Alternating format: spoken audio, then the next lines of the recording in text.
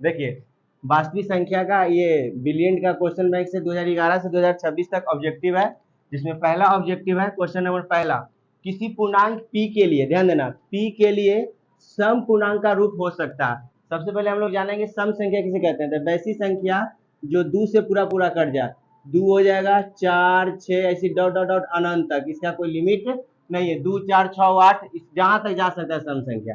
तो कह रहा है कि किसी पूर्णांक p के लिए प्रत्येक सम पूर्णांक आपको चुनना है ये चारों में से। तो अगर मान लीजिए हम p बराबर 2 रखते हैं, पहला वन दे देना, तो यहाँ पे हो जाएगा 2p है, तो 2 गुना 2 प्लस 1, तो 2 2 4 है 1 5, ये तो सम है कि विषम है, ये तो विषम हो गया, ये नहीं होगा। आगे ये p, ये तो बेचारा अकेले है, यहाँ पे 2 रखो के हम कुछ नहीं कर सकते हैं। कह रहा है कि p के लिए, तो p के लिए तो 2 रखे, लेकिन और कोई अंक रहेगा तो नहीं चुनेंगे, तो ये हट जाएगा। अगर यहाँ रखते हैं 2, तो 2 प्लस 1 बराबर कितना हो जाएगा 3, सम है कि विषम है, विषम, विषम ने 3 है, लेकिन हमको चुनना को चाहिए सम।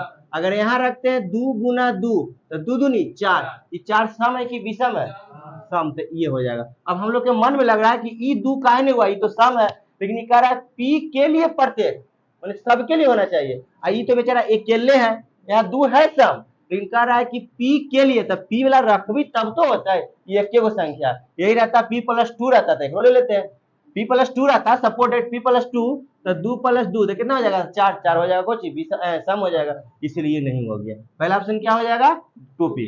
आगे देखिएगा क्वेश्चन नंबर दूसरा, निम्नलिखित में कौन सबसे छोटी प्रकृत संख्या।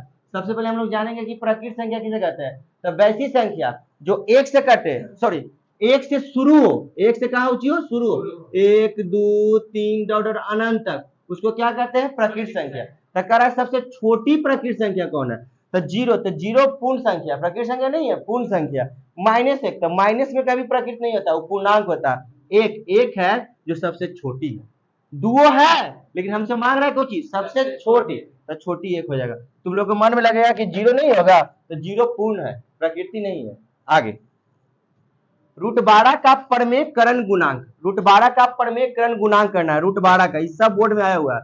सबसे पहले क्या करना, 12 को तोड़ देना, 12 को तोड़ेंगे तो 2 से 6, 2 से 3, यहाँ तक तो आ गया। तो कह रहा है √12 एक अभी अपरमेय संख्या है, कैसे इसका वर्गमूल नहीं कर रहा, तो ये अपरमेय है, लेकिन कह रहा है कि इसका परमेयकरण के लिए गुणांक क्या होगा, क्या गुणांक, क्या से गुना कर दे कि परमेयकरण हो जाएगा।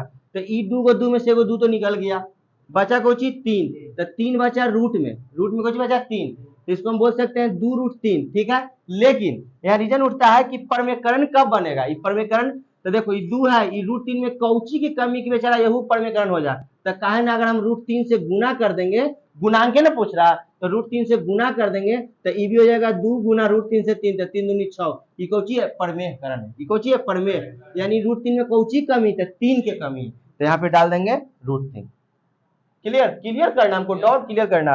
आगे यदि 130 पर 15 गुना 8 प्लस 10, इससे कोई मतलब नहीं, तो मासा निकालिए। देखिए यहाँ पे क्या है, 130 और 15, इस दोनों में बड़ा कौन है 130, छोटा कौन है 15।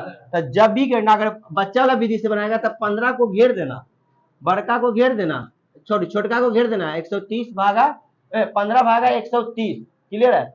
जब भी घेरना तो छोटका के घेर देना, छोटका घेरना, बड़का को बीच में रखना, बच्चा नहीं रहेगा। तब 15 दूनी 15, 15 ठी 20 से, 15 ठी 20 से, कट गया, 3 में से 2 गया 1 0। अब 10 को घेर देना है, अब क्या उतारना 15 को, एकदम बच्चा वाला है, 1 मरते 10, कैसू बना रहे हमारा ऑप्शन नहीं देना हमारा, तब बच जाएगा कितना 5, फिर 5 को घेर दो, फिर 10, 5 दूनी 10, हमको ऑप्शन मिल रहा है ना 5, हम बना रहा है ना, चाहे कौन विधि से बना रहा है, ऑप्शन 5 हो जाएगा, है ना। आगे लास्ट क्वेश्चन है, करा यूक्लिड विभाजन एल्गोरिथम को दो धनात्मक पूर्णांकों के निम्न में से किसे प्रकलित करने की तकनीक है। यूक्लिड विभाजन को प्रकलित करने का तकनीक कौन है, तो आप लसा से नहीं कर सकते, यूक्लिड विभाजन से, मसा से, अभी जस्ट देखो आप किए थे, मसा से, बस ज्यादा टेंशन नहीं लेना, ठीक है।